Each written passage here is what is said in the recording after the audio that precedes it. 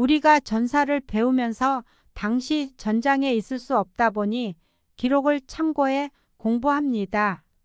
보통 이런 기록들의 대부분은 보고서나 그 당시 참전자의 수기나 구전을 기록한 것들이다 보니 대부분 주관적인 요소들이 많기도 하고 큰 틀에서가 아닌 한 요소를 보는 시각들이 많습니다.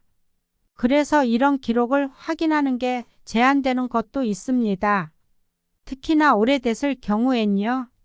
물론 근대 이후로는 전투를 기록하는 게 서양에서도 일반화되어 생각보다 자세히 전투 과정을 확인하는 게 쉽긴 합니다. 이런 전투관 부대에서 작성하는 기록을 전투상보, 통상 상보라 호칭합니다. 상보하는 말이 낯설게 느껴진다면 상황일지라는 말은 익숙할 겁니다.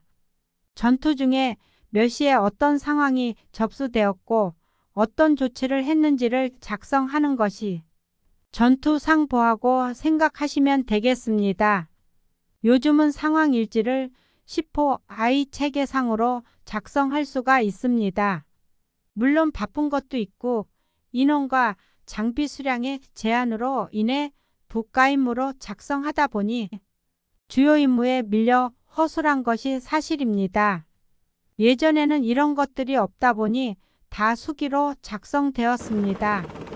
우리 군에서도 6.25 전쟁 당시 각 부대의 전투 상보를 사료로 하여 6.25 전쟁사를 연구합니다. 이런 기록들은 차후 전후 분석을 통해 과오와 교훈을 도출하여 차후에 같은 실수를 반복하지 않기 위한 밑거름이 됩니다. 이런 상황일지들은 수정은 가능하지만 원본인 기존 기록도 남습니다. 그렇기에 원본에 손을 대는 것은 기록물관리법 위반 소지도 있습니다. 물론 이게 중요하긴 하지만 일부러 안 남기는 것도 있습니다. 이런 경우는 의외로 간단한데 문제가 생겼을 때 책임지지 않으려는 의지의 강력한 표출이겠지요.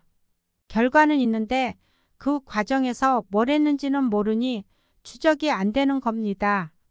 뭐 대표적인 예라면은 2차 대전기 북아프리카 전선의 이탈리아군 정도겠지요.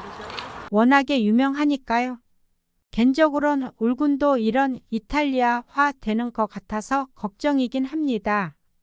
당하신 분들도 많겠지만 위에서 시켜서 했다가 엄청 당당하더니 좆된 경우에 내가 언제 이거 시켜서 하고 발뺌하는 윗분들이 상당히 많지요. 솔직히 상황일지만으론 부족하기도 합니다. 부서별 어떤 소통이 이루어졌는지도 확인하는 게 필요하긴 하지요. 그런데 이걸 하고 싶어도 솔직히 사람이 없어요. 이상하고 있는 사람들도 나가는 편인데 위에선 이게 지금 얼마나 심각한지 알려나 모르겠네요. 그냥 나만 아니면 돼. 이런 식으로 폭탄 돌리기는 아닐런지 심히 우려가 됩니다.